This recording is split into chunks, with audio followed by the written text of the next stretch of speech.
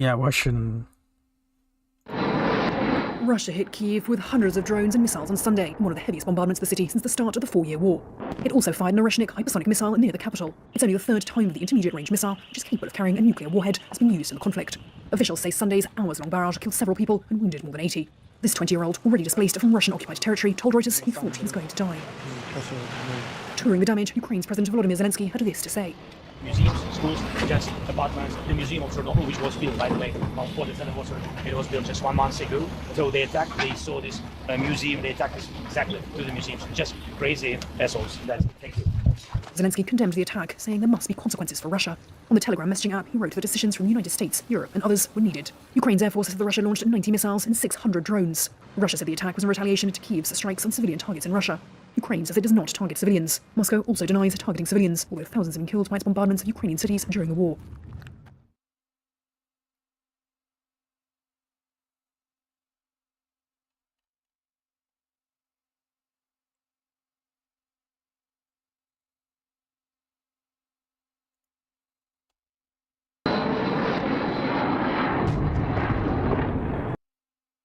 Oh yeah, let me record this actually.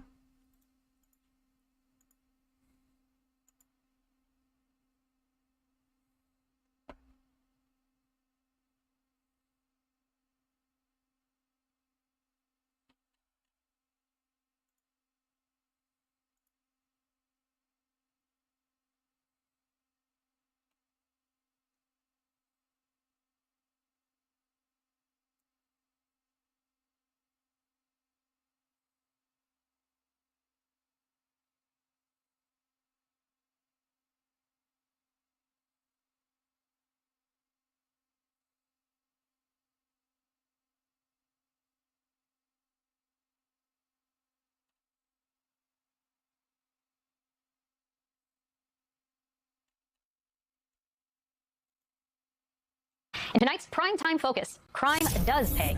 Early this year, a man named Andrew Paul Johnson was convicted on 5 charges, including child molestation. His victims were a child under 16 years old and another under 12. We were scared, one of the victims testified, according to trial records obtained by NPR. Like, we didn't realize that this stuff was not okay.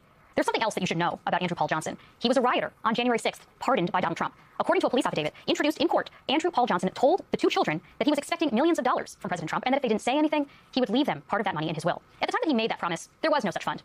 But there is now. This past Monday, the Department of Justice announced the creation of a fund worth nearly $2 billion.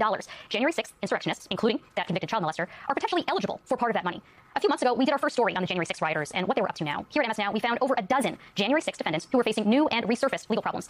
Now, sadly, we have 4 more names. Ryan Nichols from Texas, arrested 9 days ago after authorities say he followed a man out of a Texas church to the parking lot and threatened him with a gun. Brian Betancourt, a self-described white supremacist who was arrested for filming himself touching the hair of multiple women on public transit. Jake Lang, this charming man who tried to burn a Quran and has emerged as a prominent figure in the white nationalist movement. And of course, Andrew Paul Johnson, the man we introduced to you already. So, while you're paying for groceries and gas and childcare, those pardoned insurrectionists, including child molesters and convicts, they might be in line for those January 6th stimulus checks, courtesy of President Trump. Joining us now to discuss is Democratic Congresswoman Becca Balint of Vermont. She sits on the House Judiciary and Budget Committees. Congresswoman, is there anything that Congress can do to make sure that a convicted child molester like Andrew Paul Johnson can never receive taxpayer money from this fund? Yeah, Catherine, I'm so glad that you and your team at MS Now are covering this case. We've been talking about a lot in judiciary. A number of the folks who were pardoned by the president, given full pardons, as you said, they have been arrested on child abuse charges, some on child pornography charges, others on vehicular manslaughter, another for threatening the life of Hakeem Jeffries. So these people are creepy, they're dangerous, they should still be behind bars. They should not be receiving any kind of payment as reparations for the atrocities they carried out against our country. So you asked what can be done. Well, we're going to try to use every single tool at our disposal. So along with the ranking member, Jamie Raskin, we did introduce a piece of legislation last week that would forbid the federal government from using taxpayer dollars to pay out. Oh, I wanted to mention in Pakistan there was a terrorist attack that unalived 24 people. Yeah, near like train tracks. Yeah, and then last night Russia attacked like some building and like 4 people unalived in that attack. And yeah, Russia attacked some building last night or yesterday. To these criminals. It also bars settlements from Treasury to give any of these January 6th insurrectionists any funds from the federal government. And we're going to be pursuing that. We also, in committee the other day, we lost the vote by 1 vote. We are trying to subpoena Todd Blanche, of course, the president's former personal attorney, now acting as attorney general. We moved to subpoena him and also Treasury Secretary Bessent about what they knew. The setting up of this slush fund is patently illegal.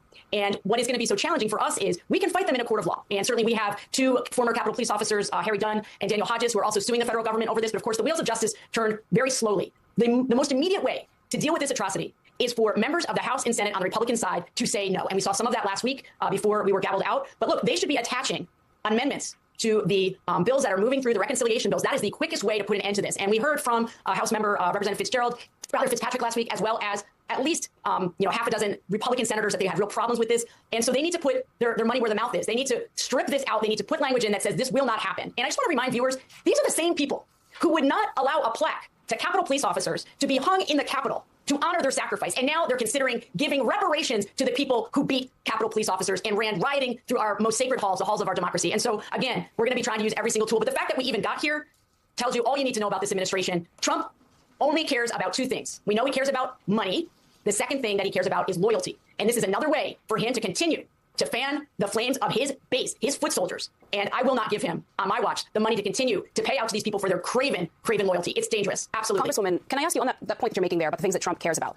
You know, he's not exactly someone who likes to just give free money out to his supporters. If anything, he actually likes to make money off of his supporters. He sells them overpriced merch, cell phones that may never arrive, that kind of thing. And so I guess, what do you think the larger project here is? Why would the president's allies want these particular people, want convicted criminals, want people involved in things as disgusting as child abuse, to have money that experts warn they may use to, restock their weapons and other sort of strange gear and material that these groups amass? I mean, what's going on here? This is not a president who likes to actually give his money away to other people for no good reason. Antonio, he is trying to create his own personal army ahead of the midterms. I believe that most sincerely. These are people who will do anything for this man. They have shown that they will attack the Capitol to try to put an end to the peaceful transfer of power. These are people that still continue to not deny that President Biden was the rightful president. They are already meddling ahead of the midterms by seizing ballots from the 2020 election. This is a part of a concerted effort to continue to intimidate the American people so that he can deploy these people, especially in the lead up to the midterms, to get people to stay home and to not vote. I can't express it to your viewers in any other more direct way. He has been trying since the 2020 election to create his own personal army of foot soldiers that will do anything for him. Let's say, Congresswoman, that the Democrats do manage to take control of the House and the Senate in the midterms, or if a Democrat does become president in 2028, what should they do? How can they rectify this moment if, in fact, Donald Trump steamrolls his way to this fund and, as you suggest, perhaps creates a personal army of foot soldiers? What is it that the House, the Senate, and potentially the Democratic president can do to rewrite not only the narrative around what has happened on January the 6th, but also to right this injustice? I really appreciate your question. And as a former history teacher, I can tell you, it's going to take us generations to come back from where we are right now. It really is. And I hate to have to say that to my... just a quick little stream just to, just quick little stream. I have to get going. Cheers, everyone. Like and subscribe to